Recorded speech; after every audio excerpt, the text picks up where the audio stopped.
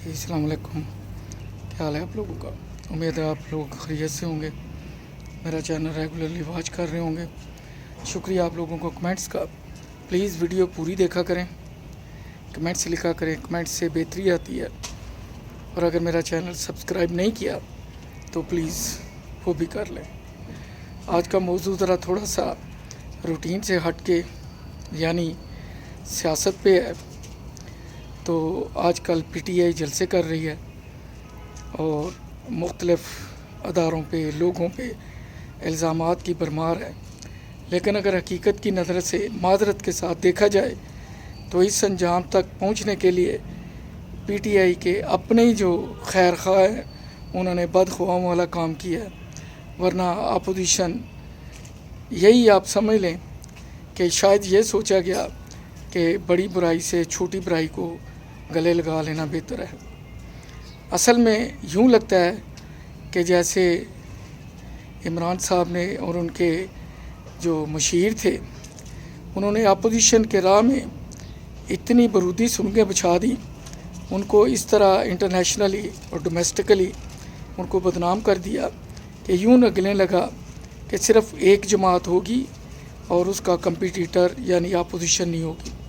और उन लोगों के ख़िलाफ़ लगता है कि इस तरह के केस बनाए गए कि जब भी ये लोग किसी तरह भी इक़्तिदार में आने की कोशिश करें तो कहा जाए कि ये देखें जी इनके ख़िलाफ़ तो ये केसेस हैं और ये मैदान में आ गए हैं।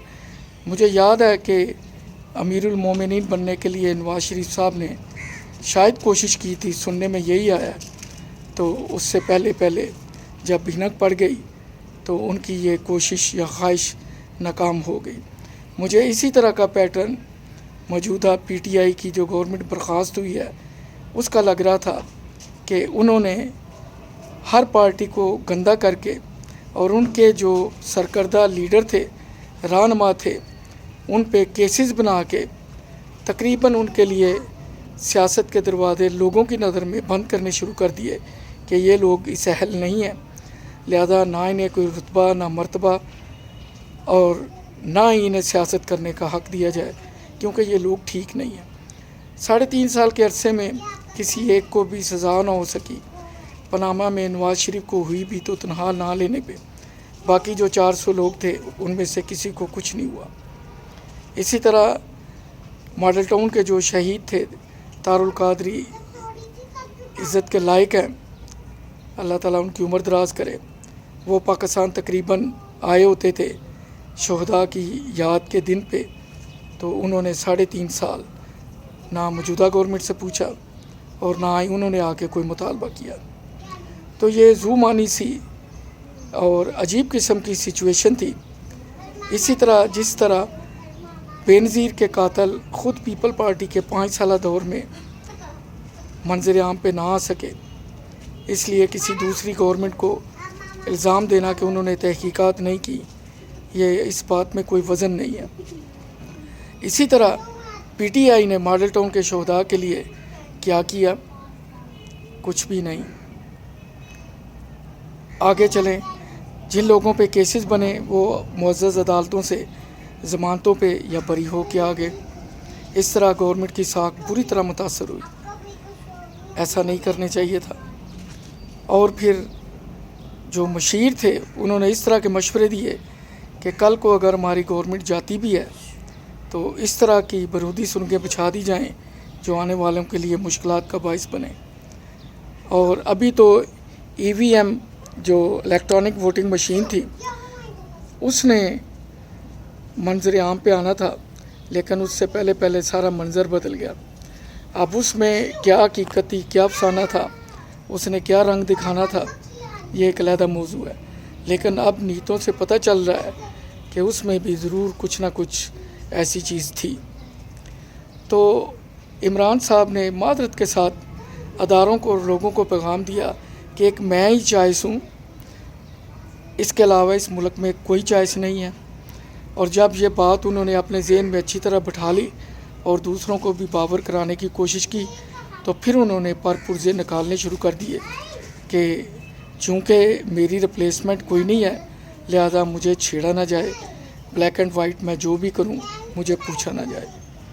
इस तरह की ख्वाहिश हर एक की हो सकती है या होती है जो भी इक़्तिदार में आता है, क्योंकि इसकी लज्जत ही अलग है।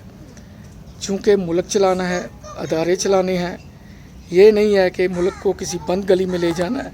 फिर हम एक एटमी ताकत है, दुनिया के ममालिक में हमारा एक मकाम है, हमारी एक रिस्पेक्ट है, हमारा जोग्राफियाई महल वकू वो भी इस बात का मुतकाज़ी है कि हम इन चीज़ों से दूर रहें, क्योंकि सियासत को बंद गली में ले जाना ठीक नहीं है।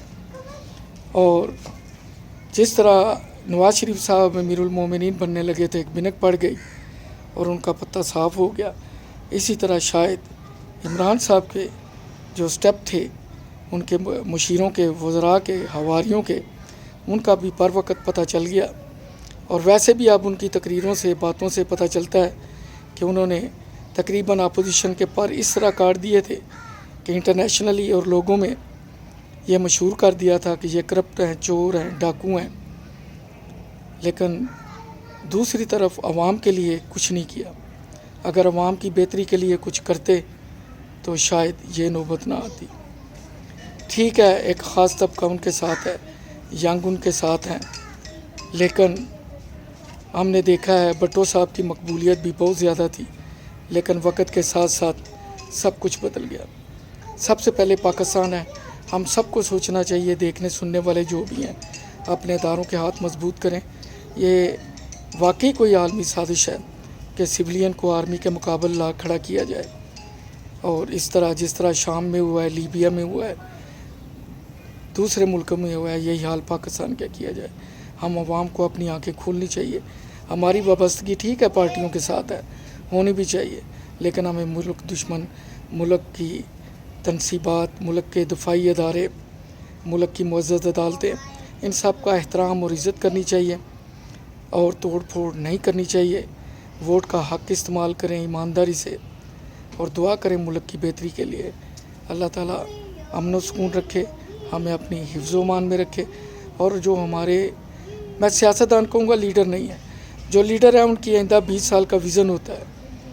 ये सतही सियासतदान है, लीडर नहीं है। जो लीडर बड़े बड़े थे, हाफिज़ुल असद, कज़ाफ़ी, सदाम, हवारी बोमेदियन, सादात, भट्टो, बेनज़ीर, शाह फैसल, सबको एक एक करके मंजर आम से हटा दिया गया एक ख़ास तरीके से।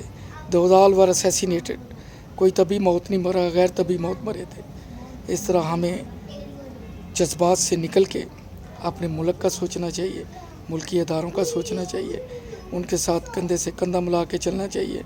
अल्लाह ताला हमें अपनी हिफ्ज़-ओ-मान में रखे। सारी दुनिया की नज़रें इस वक्त पाकिस्तान पे है। ये वाहिद मुल्क है इस्लामी जो एटमी सलाहियत भी रखता है, अफवाज भी अव्वल दर्जे की हैं, मेहनती और जफाकश लोग हैं इस खित्ते के, जो किसी भी मुल्क की तकदीर बदल सकते हैं। मैंने मिडल ईस्ट में, यूरोप में देखा है, पाकिस्तानियों जैसा कंपटीटर कोई नहीं है। अल्लाह ताला हमें अपनी हिफ्ज़-ओ-मान में रखे, दुआ में याद रखें। मेरी चीज़ से अगर किसी बात से इख्तलाफ है तो मोस्ट वेलकम। कोई जुमला ऐसा तो मैं मादरत चाहूँगा, दुआ में याद रखें। अल्लाह हाफिज़, फिर मुलाकात होगी।